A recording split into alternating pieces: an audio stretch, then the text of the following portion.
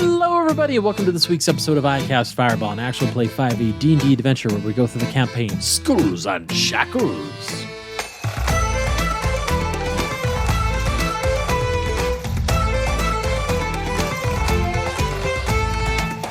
I'm Thomas, your DM for this adventure, and around the table we have Lieutenant Ignis Harkon, Maximus Shans, Chozo Lebec, and Buster Bilgewater. We have found our crew a little bit on a treasure planet journey here.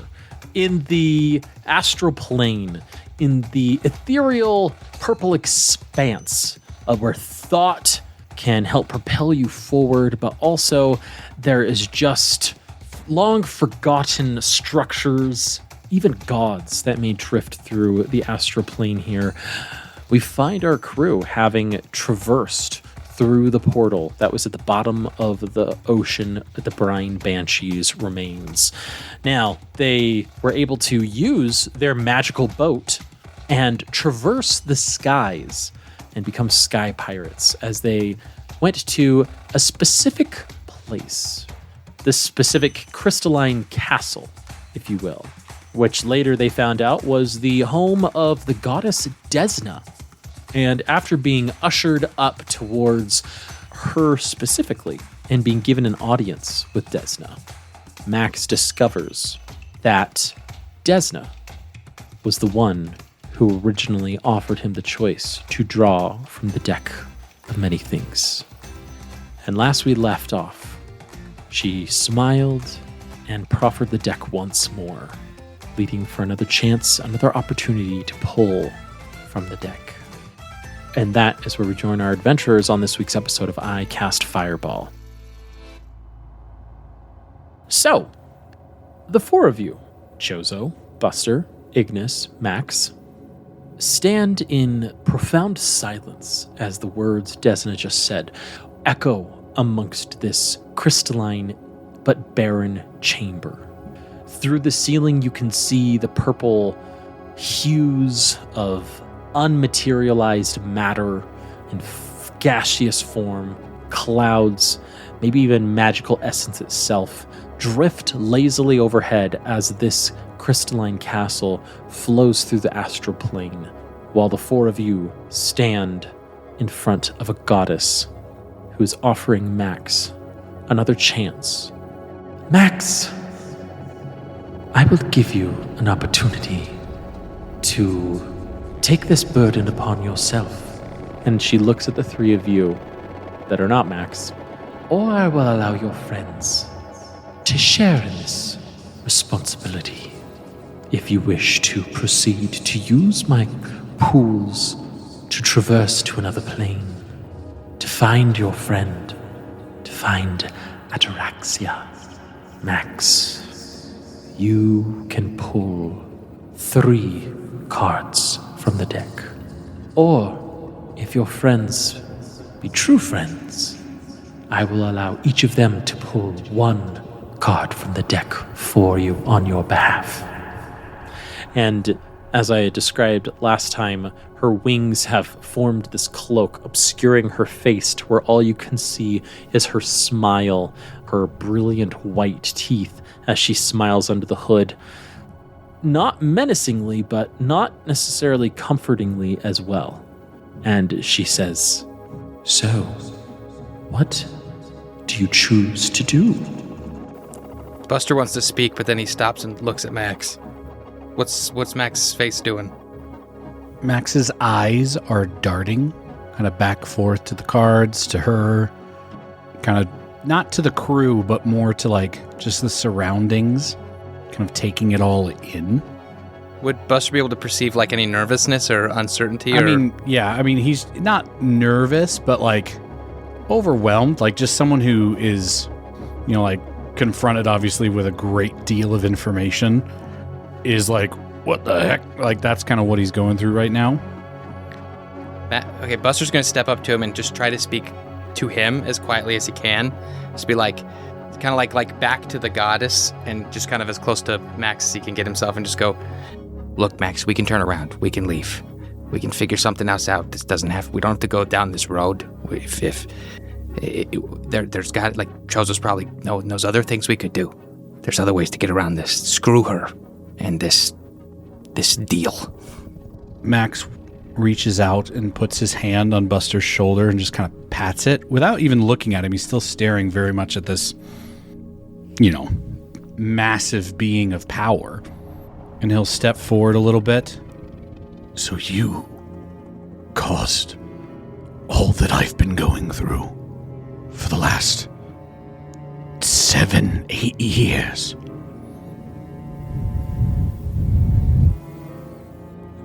You're met with silence as Desna has not moved, your statement hanging in the air. Why? I see those amongst the material plane, amongst almost all of the planes, and I find those that interest me the most. And she puts her hand up, almost as if to forestall an outburst from you. Not to toy with them, not to play with their lives, their experiences, but to prove the everlasting ideal of luck, chance, and, at times, chaos. These, as she spreads her hands out, the cards levitate in front of her as she is gesturing out. And as she does, her arms become outstretched. You almost can peer into the cloak, and you start to see a mesmerizing sight of stars and an expanse and just of endlessness to her. These are some of the main ideals that make me who I am. And so, in a way, I am bound to perpetuate these ideas to those that catch my interest.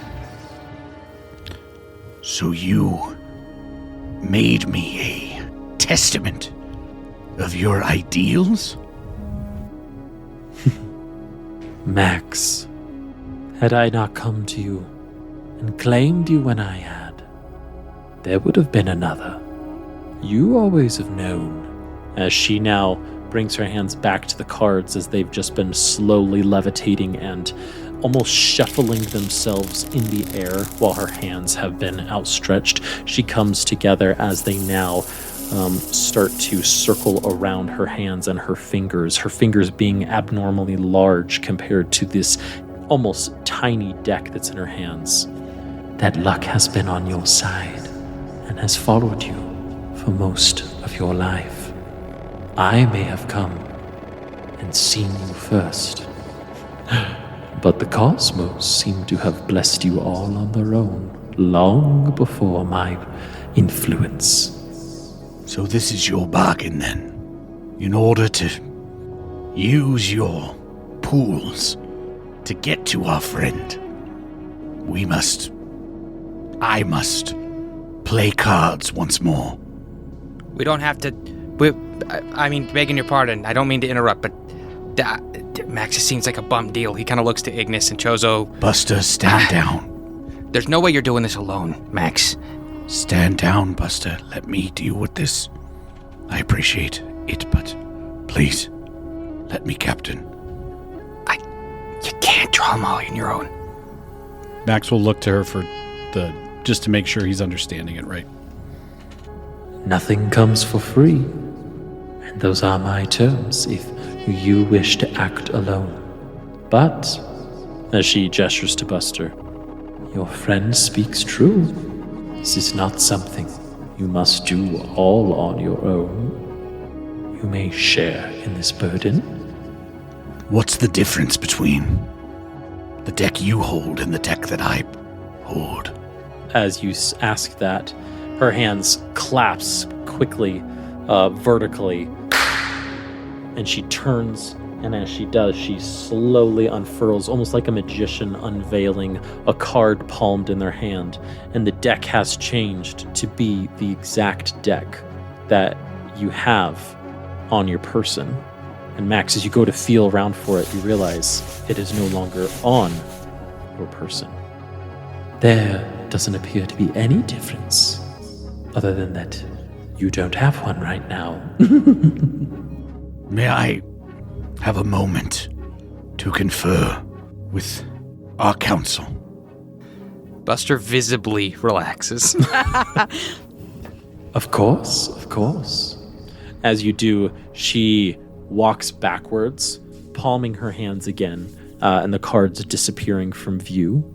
And as she walks and gives you a little space, her wings start to unfurl a little bit, pulling back so you can see her head and her hair flowing, but the rest of her body being covered by this robe-like clothing, but it's not clothing because you know it's her wings. You get the image, though.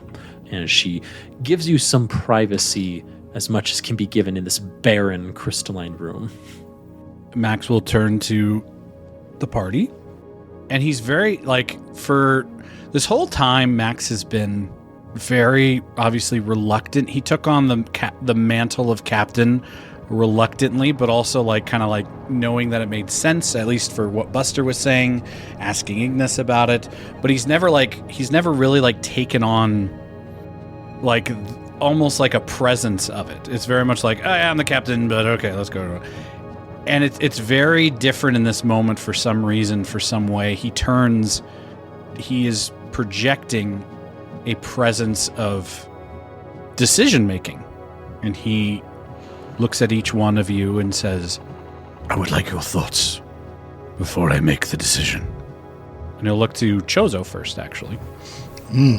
Yeah, Chozo has been kind of off to the side a little bit, and when he sees the captain's attention on him, sort of stands to attention and comes closer into the group. I will say I did not suspect you were packing quite this much heat. I do not need to bird-splain to you, apparently, what a deck of many things is all about. You seem to have much more experience with it than I. My personal opinion, I find the odds to be weighted a little bit further in the realm of undesirable outcomes than desirable. I personally would be hesitant to draw from such a deck, but this is not something that I have history with. There are, as Buster said, other options that might be pursued.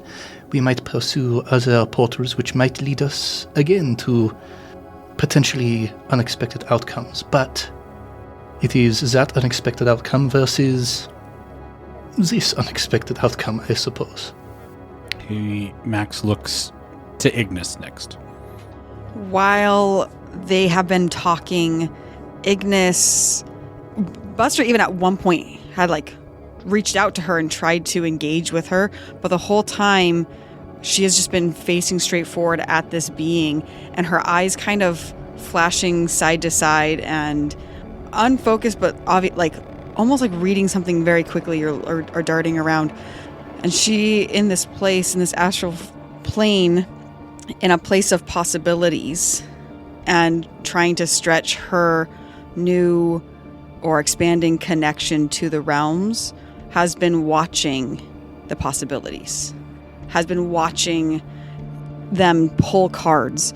And there's so many possibilities and there's so many outcomes that it almost just becomes like in Avengers when Doctor Strange, when he's going through all the different possibilities, that's in her mind almost what's happening. She's seeing them draw, and sometimes it's Buster and Max, and sometimes Chozo's there, and sometimes it's Max drawing all three, and sometimes it explodes, and sometimes things appear, but the cards are ever changing, and the possibilities are ever changing, and the echoes are overlapping with each other, so it's totally impossible to tell what timeline was with what timeline and which card would come with what outcome. She's just watching all of these possibilities.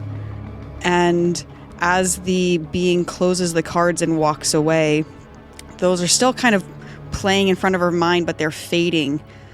But the thing that she notices are the different, since she's started to be introduced to these metal, these different colored metals, there's no gold.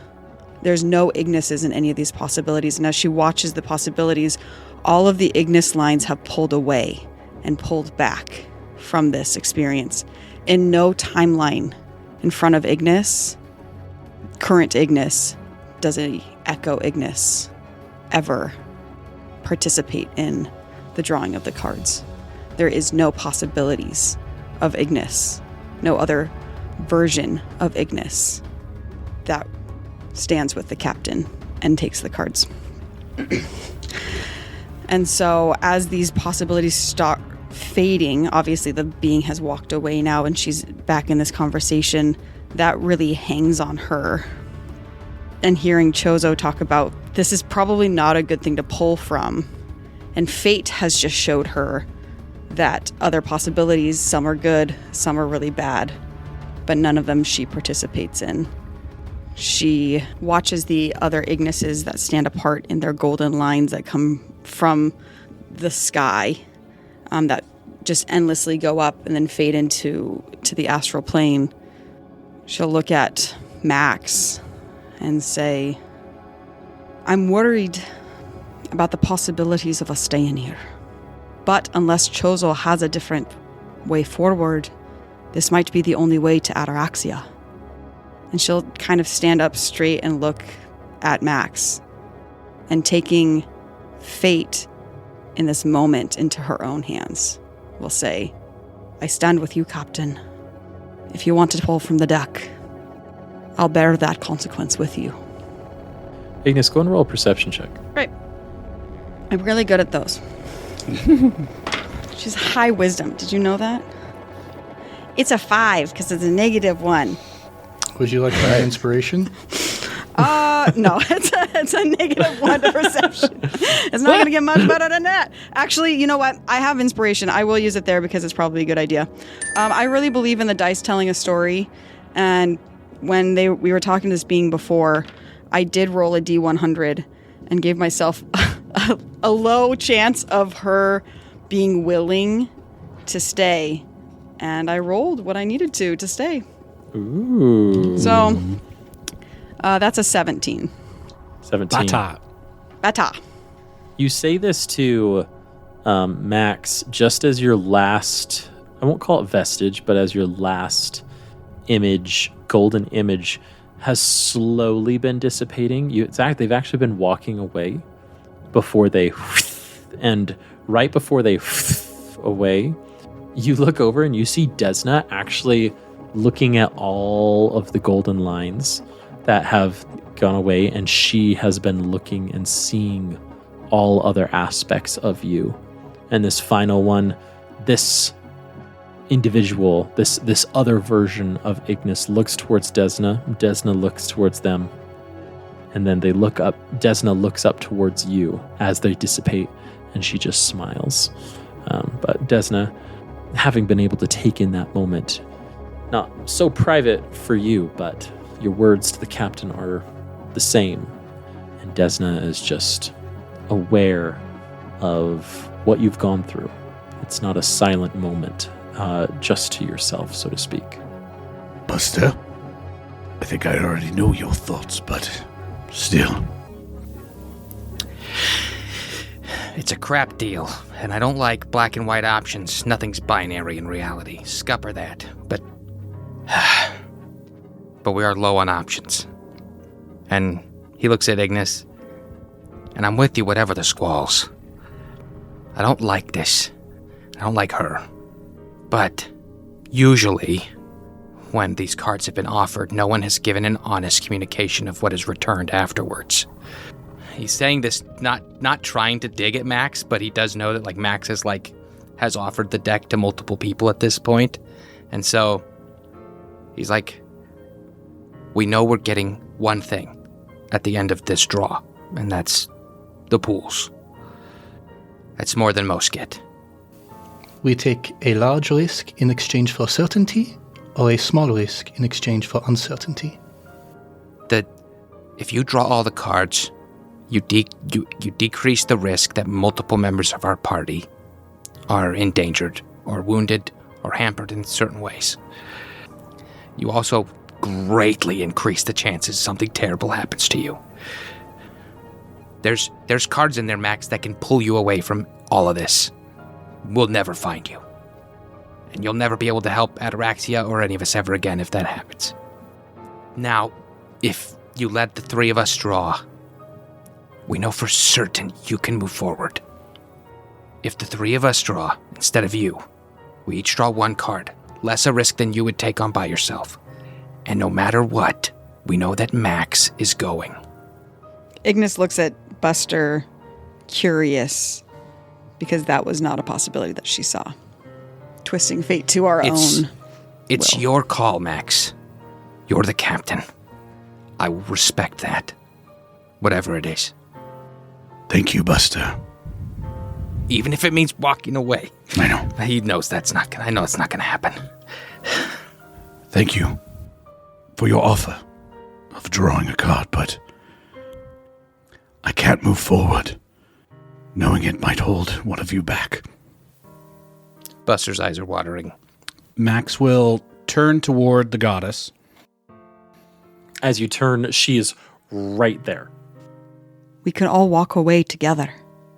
What would power do, Lieutenant? Knowing that she has this dead eye on power. Ignis bites her lip, thinking about that. And as much as she's changed, there are some things that just linger. And then she releases his shoulder. With that, Max turns to Desna, and as he's looking at her, the following words pop into his mind. I need you to hold on. I don't know, but I want to.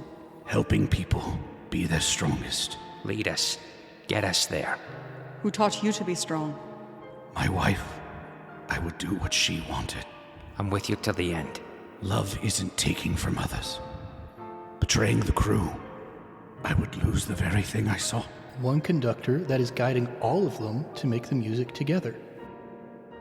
You guys are my best friends. Best friends. Best friends. Best friends. Best friends. Max looks to this goddess, to the cards drawn with her hands, and he reaches out, not in a demanding or an aggressive, but in a very calm way, clasps her hands and closes the cards unfolded back together.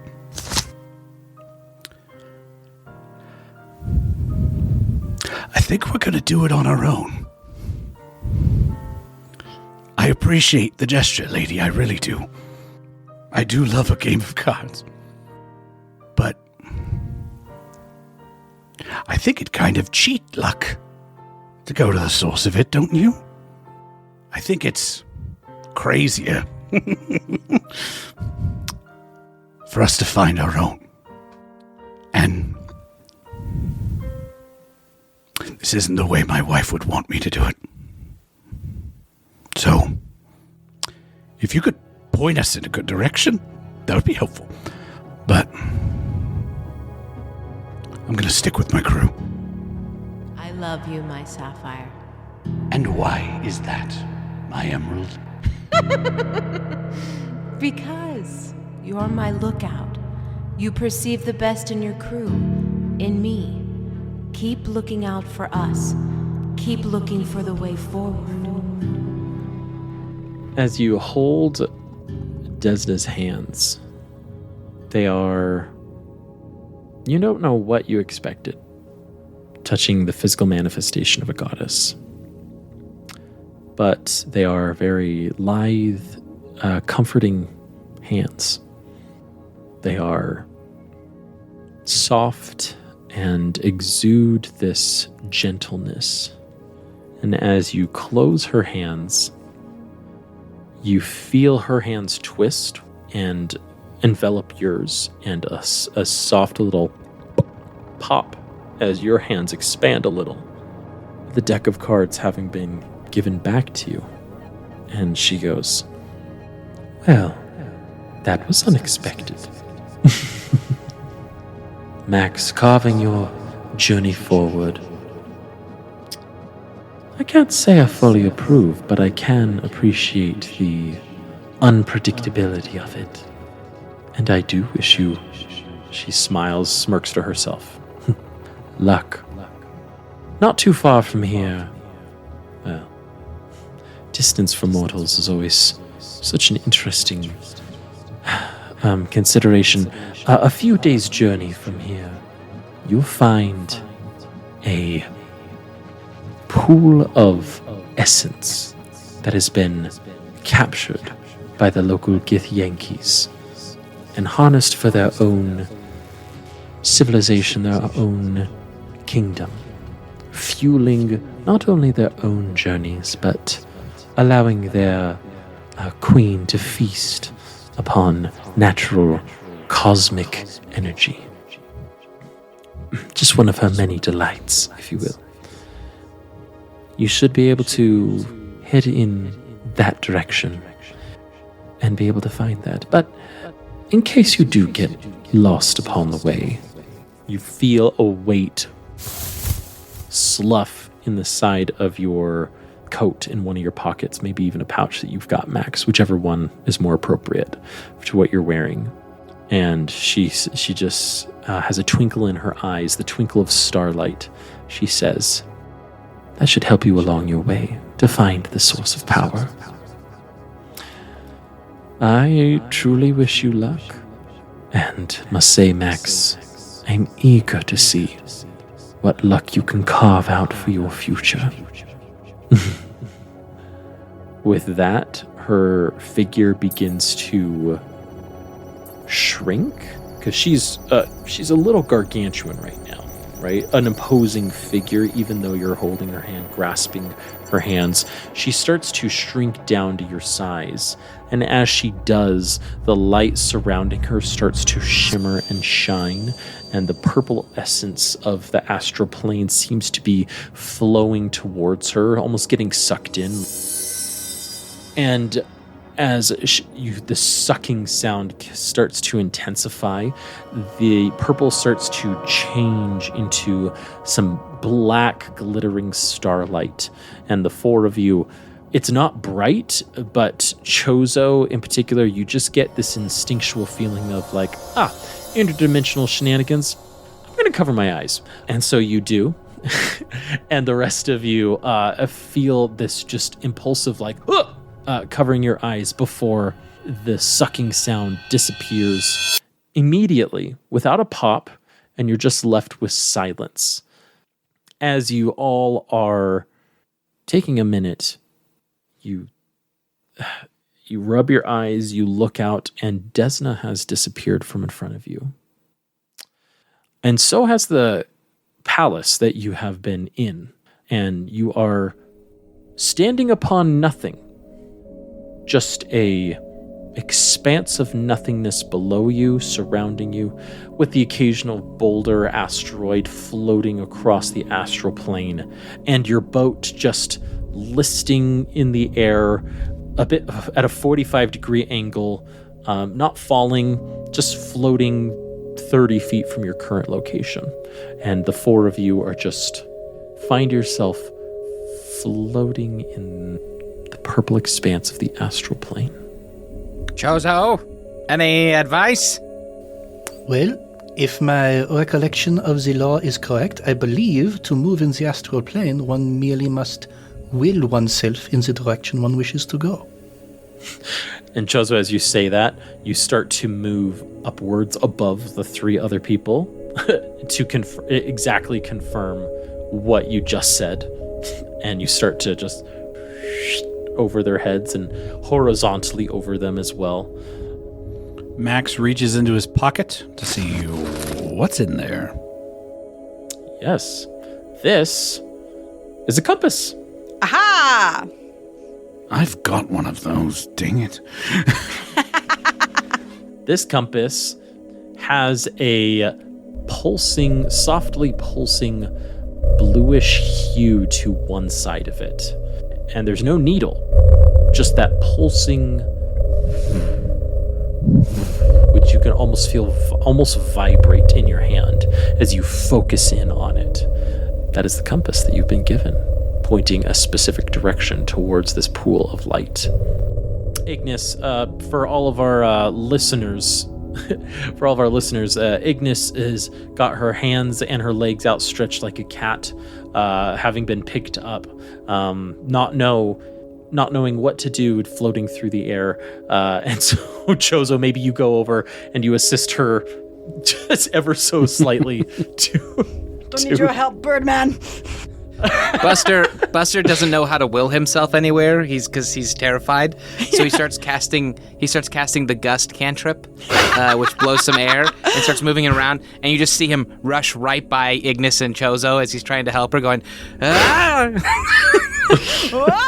He keeps shooting in different directions, just like. It's very Wall-E with the fire extinguisher. Yeah. Yes. Does Max have the cards still? Yes, you do. You do. In this kind of moment that everyone's going to the ship and like, okay, whew, we got out of that one. That was a hard pickle. Max just kind of stares at the cards and has just the deepest feelings of sadness. Even though he feels like he made the right decision, it's knowing that he was a grasp away from having what he wanted. It's kind of moves him, and he puts it away, and then wills himself to the ship. As you will yourself to the ship, you see Buster flailing about with this gust. I got it. Ignis slowly making her way to the ship, and Chozo expertly being able to just She's fly doing the stroke with the Frog the stroke. breaststroke. Yeah, frog stroke. Yeah. So dignified. All of you eventually able to make it back to the ship. In my imagination, I don't know what you got pictured, Jacob, but I honestly pictured Max like standing like he's still on ground, looking at the cards, having that moment, and then turning around and just walking to the ship like he's walking down That's steps. him willing himself. Willing is just walking. He has the will to walk. Yep. Yeah, as the other two are just kind of flailing along their way, I'm going to just like kind of sidle up alongside Max and look out at the two of them as they're just spinning and clawing and struggling their way towards the ship. And I'll say, I have rarely seen such loyalty to a captain. These idiots are out in the space. Buster hits her with the gust of wind and she goes backwards once. It's just like, sorry. We kind of found a home together, Chozo. But once you have a home, it's hard to let it go. I'll take your word for it. Ignis will grab onto Buster's scarf and just let him do the hard work. Just trail along behind him like he's a balloon. He looks at her and he goes, we never mentioned this to anyone. Never.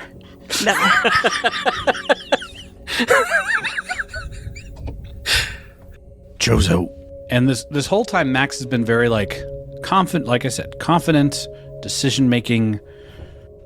It kind of breaks. do you think I made the right decision? There is much I do not know about your history with this deck, which I can assume is storied and poignant. But you chose to act in accordance with what you felt was best for not only yourself, but for those you cared about the most. I think this is a correct decision. You're a good crewmate, Chozo. Glad to have you here.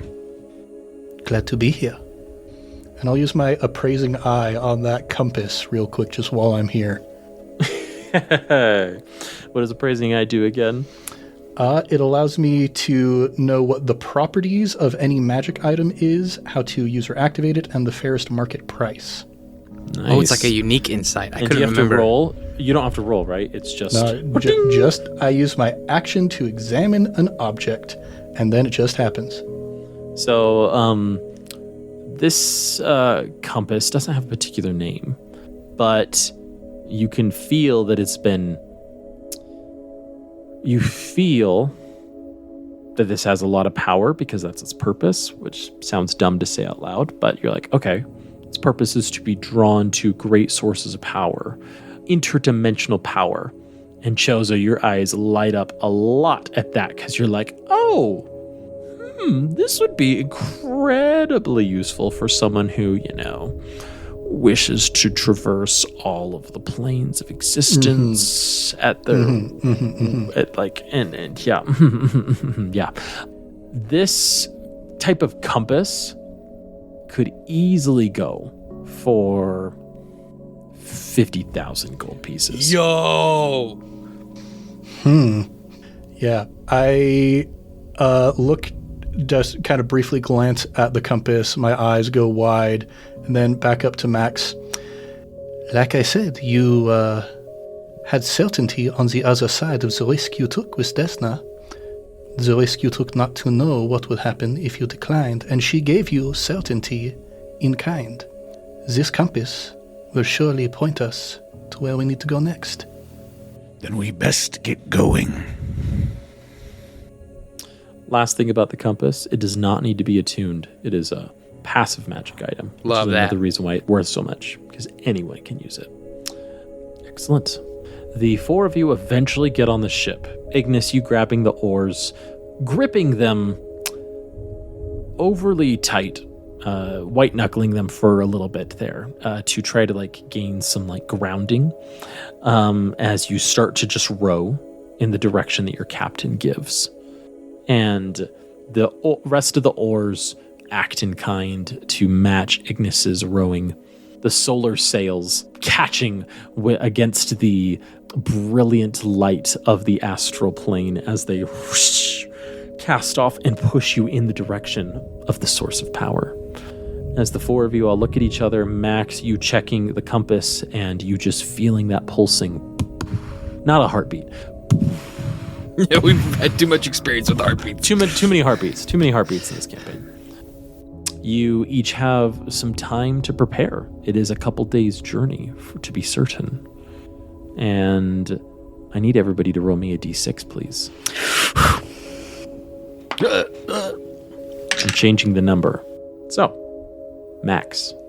1. Ignis. 6. Buster. 5. And Chozo. 1. Oh, Okay. opposite sides. Split. Yep. All right. There's an alignment here going on. Excellent. So, there's no nighttime here because the sun does not set. There is no sun to set or rise. But you do find yourselves getting tired eventually, just due to normal being alert and awake, especially after kind of the adrenaline and stress of the moment and interaction with Desna. We also haven't slept since we left the Satyr's song, have we? No. You've gone straight to the Brian Banshee. Been a kind of a lot. Had a big been battle. a big day. Yes. And so you might be a little frayed at the edges here. And just and Buster, you didn't even want to sleep last night as well. So you find yourselves drifting a little bit. Who would you say the first one to drift would be? Probably Chozo, because you're more comfortable. Probably he's the most comfortable, yeah. Would you say that, Chozo, or would you be like, no, I need to be alert? If you want me to drift, I could drift. No, I'm just trying to. Would it be dangerous to fall asleep or I'm to see talking Fast and the Furious 3 right here. I can drift all you want. Let's everybody roll a d20 and just and tell me your results to see who might be drifting first. I mean, Constitution check would be the thing, right? We'll just do d20. Okay. Max. 9. 9. Ignis. 14. Buster. 17. And Chozo. 6. So I guess I drift. Yes, Chozo does. Chozo drifted.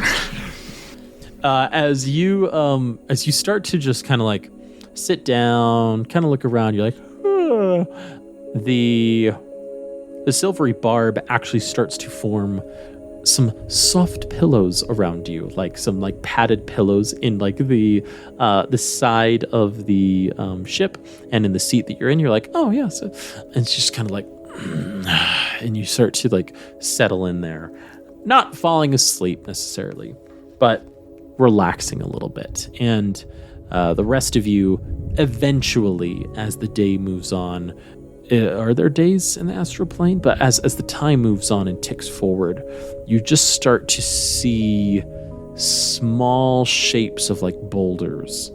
After a good 12 hours, though, with some rest here and there for whoever chooses to, you see a massive boulder start to come towards you. And it's just like very, very, very long and not broken up. And you're like, that's a bit odd. And although the compass isn't leading you directly to it, you are passing within range of that boulder to be able to see the image of a person.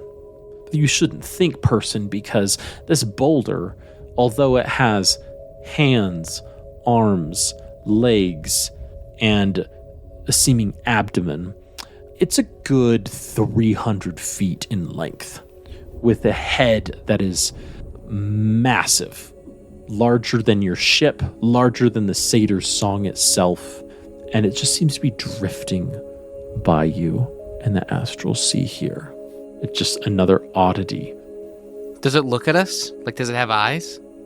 It does have eye sockets, but there's nothing in the sockets itself.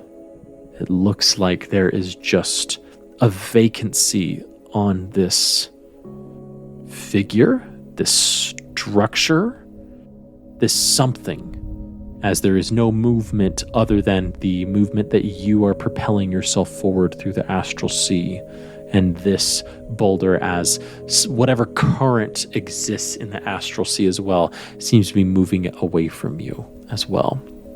It is just a solemn, quiet moment that the four of you have, taking in the landscape and the oddity of this structure that is here, this being. Behold the place where the forgotten gods come to die. As Chozo echoes those words, they echo into the expanse of the astral plane, and they just hang there as the gravity of what Chozo is saying settles in the rest of you, as this massive dead god floats away from you. It takes some time, but you take in their hands, you take in their clothing as it drifts in the not air, their feet, as one of their sandals has been broken off and is just floating nearby. Not many remember the god who first invented the written word. Many assume that mankind and those similar have been writing things down for as long as there have been things to write down, but no, this one. And kind of gesture my beak off in the direction of the corpse that we're passing. Lexicon, the first word. This is not my first interaction with him. And I reach to my necklace where all the totems are, and most of them are carved kind of crudely from bone or rock or wood or whatnot, but one of them is crafted finely from gold. This golden miniature figurine of a quill pen. The first one to take the stories that we tell and to commit them to the page.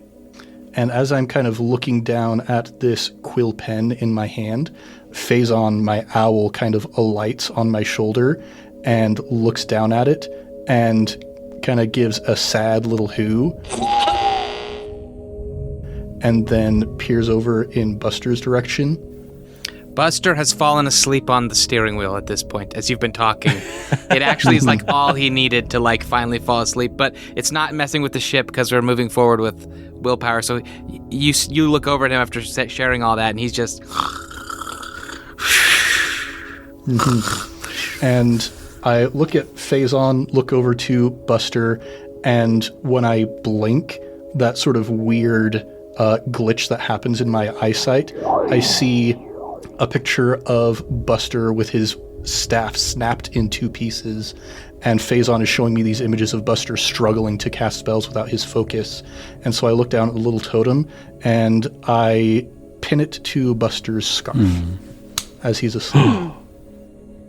Is this also where the god Porcelain lies as well? The god Porcelain is often close by, so it is unfortunate that at the times when you need this god the most, he's not nearby, I have found. Yes. Or like it's out of order. It's a trickster if you god. will. Yes, you have to buy something before they allow you to worship. Yes, a token, a You tribute. guys know I edit this episode, right? Yeah. You also realize this is one of the best bits from Campaign This 1, is a right? hit. I am calling it back. This is a god that expands all We universes named in an time. episode after Porcelain. Shared universe. Shared universe. As these interactions about gods forgotten, trickster gods, the interactions with your weird Chozo, and Ignis just steadily rowing, thinking about her visions to her other aspects of her that did not participate in drawing the cards, maybe making a little bit more sense. We see the crew continue to move forward through the astral plane. And that is where we end this week's episode of I Cast Fireball.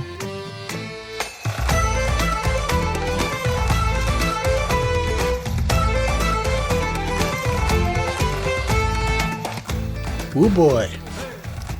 Dude. Feelings. Oh, don't mind me, just rejecting my goddess. Says Honestly, Max. did not think that was going to happen. That was Yeah. nuts. That was such a great that choice. was fun. So cool. That was fun. Well, players, thank you for playing. Jacob, Ned, Josh, Mickey, and listeners, thank you for joining us. If you like what we're doing, please leave us a 5-star review on the podcatcher of your choice, as it boosts our ratings and it gets us into other people's recommended feeds. Speaking of a 5-star rating, we're going to call out Vanares. Vanares left us a 5-star review with the caption, "Finally. Finally, an actual play that is both high quality and clean. I thought this day would never come." Vanares, it has come. We strive for high quality and cleanly, and clean. That's what we strive for. And Clean as Vanares- the god Porcelain. Clean as porcelain's throne. Sparkling and shining. Sparkling and Mickey's glimmering. headphones are off. She's not listening anymore. yeah, she's done. Mickey's already said goodbye.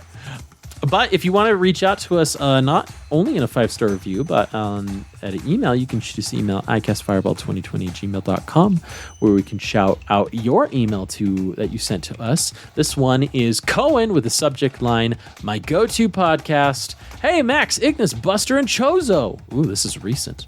"I want to say how much your podcast has brought me so much joy, even when I've had rough days. Each episode always brightens my day, especially good old Buster." Oh, thank you for the email.